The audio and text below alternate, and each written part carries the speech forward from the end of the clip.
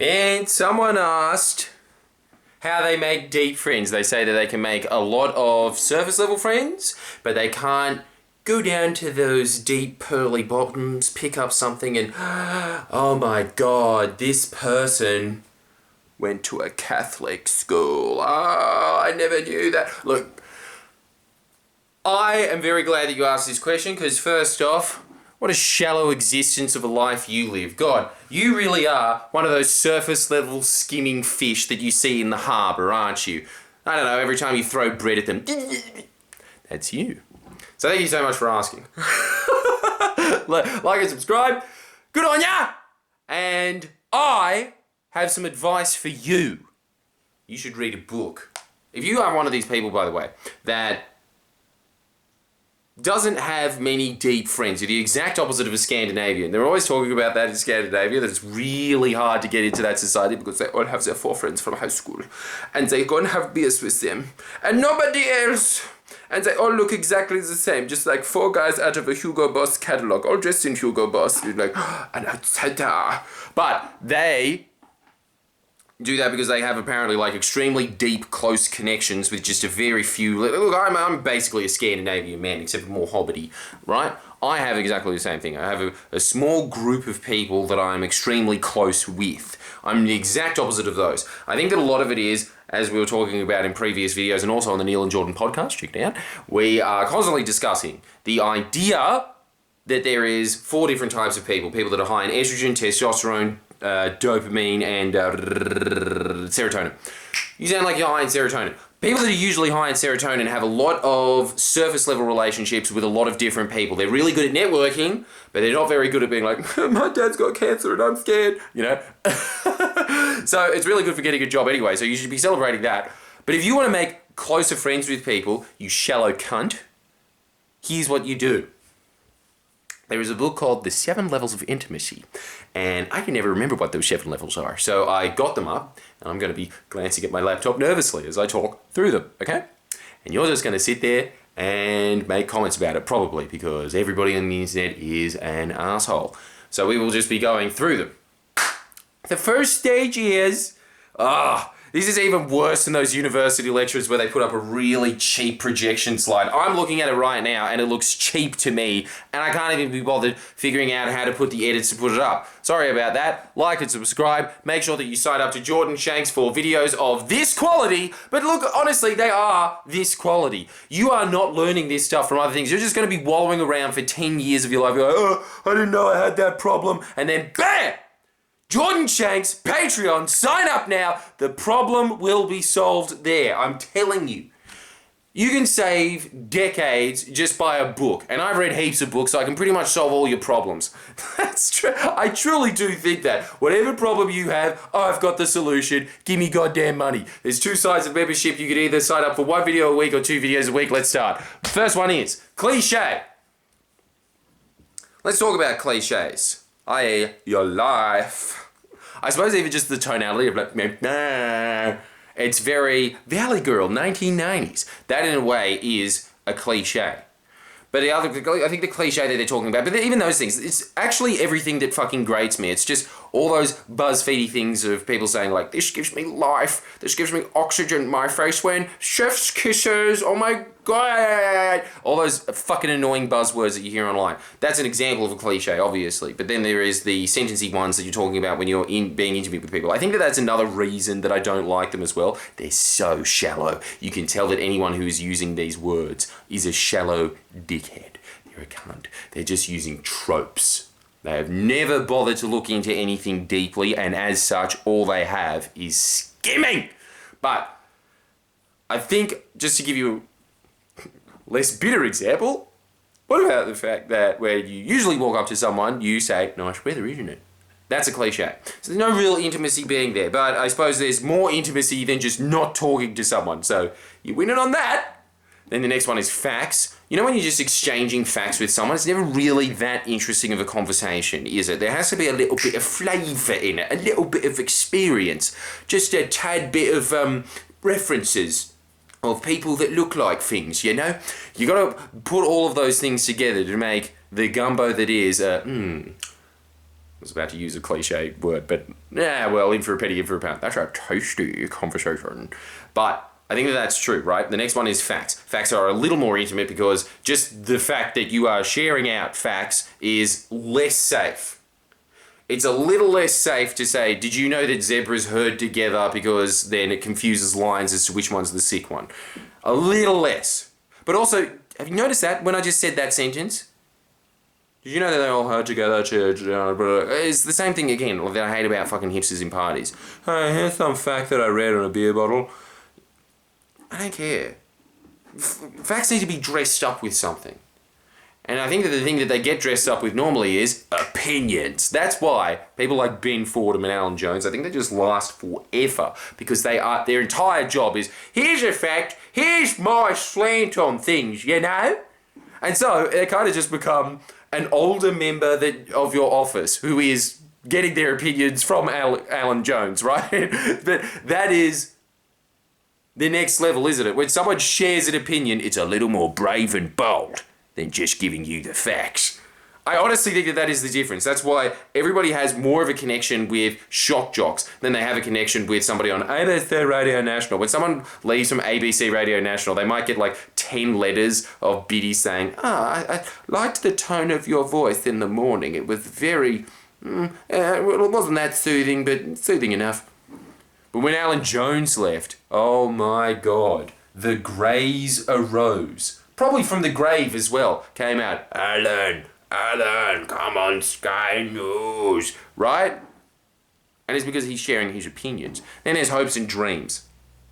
All that reminds me of is, when I was a model, there was a lot of Brazilians there, and Brazilians, they always talk about their hopes for the future. Means, hopes that one day I can go to an Asian country where you don't get beheaded for smoking weeds, just so I can buy larger amounts of weeds. They still smoked it anyway. But, you know what, now that I think about it, because I do actually feel fond and close with them, and I think that is a reason there's a lot of lost cunts in Bondi. There's always like 2 or 3 Aussies in a group of Brazilians while they're just being like, hey man, do you want barbecue tonight? Too bad, we're having it anyway. Oh, we're out of meat, I'll just use my hand. It's my hope that my hand is tasty. Nom, nom, nom. I think that there's a big reason about it. It is obviously a lot more intimate, isn't it? Because that's something that is about you. You are sharing, you're doing what the next level of intimacy is. I've noticed that a lot of female podcasts are just this, except for they're not actually sharing anything of value. They're just being like, oh my God, I had a most fucked week. It's because they are going to the next thing, which is like their feelings, their hopes and dreams, which is the next layer of intimacy. This is why I think in general, women usually have much more intimate relationships than men do, because they kind of just skip those first 4.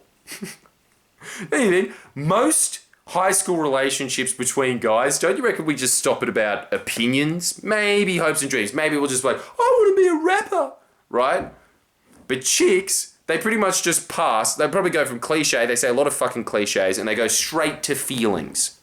Every time. Feelings. Those little circles that they sit around where we'll be like, oi, kick the footy. Kick the footy in the chick circle. Yeah, eat shit, chicks. While they're doing that, they're sitting there just being like, Caleb looked at me, and then I felt good, and then Daniel looked at me, and I felt gross. That's what they're doing, right? Yeah? Sharing their feelings with each other. That's the next layer of intimacy. Are you getting this? Are you getting where you usually stop? I want to see that in the comments from everybody. I want to see where you are normally at with the interactions that you have with your friends and family, because I really do think that there is a direct correlation between these and the relationships that you have. There will be people that you trust more. There will be people that you tell, when you need to tell someone something, you'll be going to the person that you are the deepest with. So if you, my friend, are just in this little surface thing of just be like, cliches, facts, I think you're probably stopping at just facts, maybe even, nice guy, right? Facts, you can't really hate someone if all they're offering is facts. You start hating people at opinions, don't you? My life. You know, I was just looking at my stats, and I think about 1/5 of the people that subscribe to me unsubscribe to me at some point. but I grow as well because you're sharing opinions and no one else has the guts to do it. But it shows that there is a layer of intimacy with my audience that a lot of other YouTubers wouldn't have because I'm telling it like it is, you know? And so, you know, obviously when you tell it like it is, people will be like, I liked 99% of your opinions and then I didn't like one. Unsubscribe because I am an insular narcissistic cunt that wants my reality that my mum taught me to be reinforced to be over and over. All right, anyway, we'll go on to fears.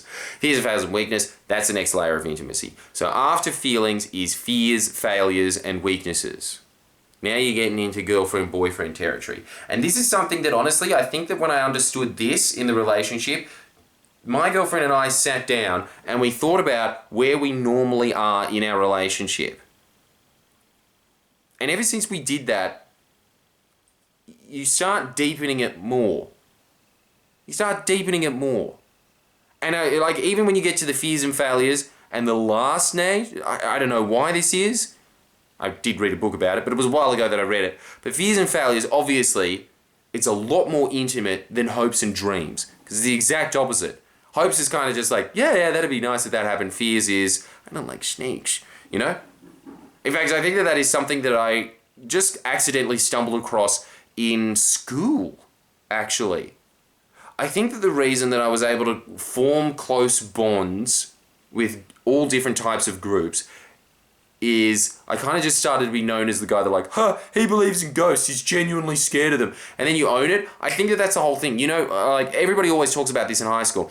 The kid that gets picked on is the one that doesn't own up to his insecurities. Without failure. You know, on the project they're always saying that bullying needs to stop.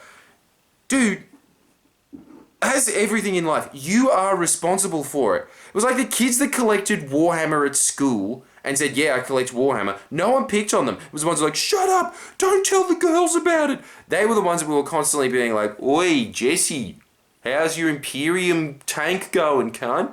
Right? So yeah, I think that was it. It's just, everyone was just like, you're scared of ghosts like a little... I'm still scared of ghosts today, by the way. I just never want to meet one. I don't know why. That is my phobia in life. I'm terrified of ghosts.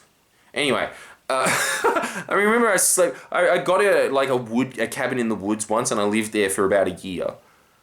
The first night that I was there, until I could get a dog in there just in case that they could growl in the corner, if they saw something unbecoming, I slept in the car until I got that dog. True story, isn't that interesting? Anyway, so then we got to needs. Needs is the final one. See, fears, failures, and weaknesses and needs is when it starts to get a little too deep. Even when I think about it now, I still have to make effort, and I'm terrible at it to this day. Obviously, because my girlfriend is a girl, she is better at it, and she is usually the one that brings up needs, right? Emotional needs. Yeah? She usually brings them up. I can't do it. I find it really difficult to get to that layer, but if I'm really pushed, I can get down there. But you will definitely be able to see it, right? In fact, I think that in your intimate relationship, intimacy, do you know what that means? I'll say it again, intimacy. If you don't get it that second time, you're a stupid piece of shit and you deserve to be single. Hard truths. All right, anyway, look, needs, I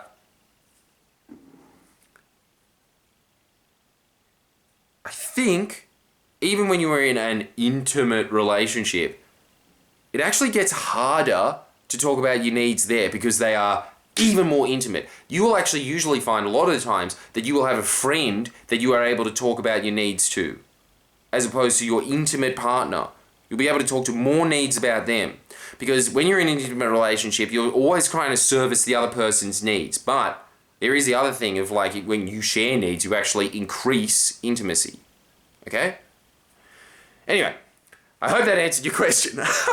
Just look up 7 levels of intimacy. It's a really, really interesting little pyramid. And then you can gauge where you are in your relationships, be them both friendships and close relationships. And the thing is, when you are with a lot of people and you're just being like, I've got a lot of surface level relationships, just go to the next one, man. Just go to the next one. See where you are. See if you can get to the next level. See how deep you could dive before you're like, I've got the bends. Fuck. Right? Anyway, if you like that, make sure that you sign up to Jordan Shanks' official Patreon to become a member, because I am constantly giving you all of these little pieces of advice that really do completely change your relationships. You know those things? They will help out in your relationships, and they will help out in work as well. Because the deeper that you get into a relationship with someone, the more that you're stuck onto them. And you can't find me now. I know your secrets. You can do all of those things. These are mental advantages. These are all tools that you can utilize in your life, and I give exclusive ones in both the Wayne Dyer and Jim Rohn membership level on Jordan Shanks. See you there!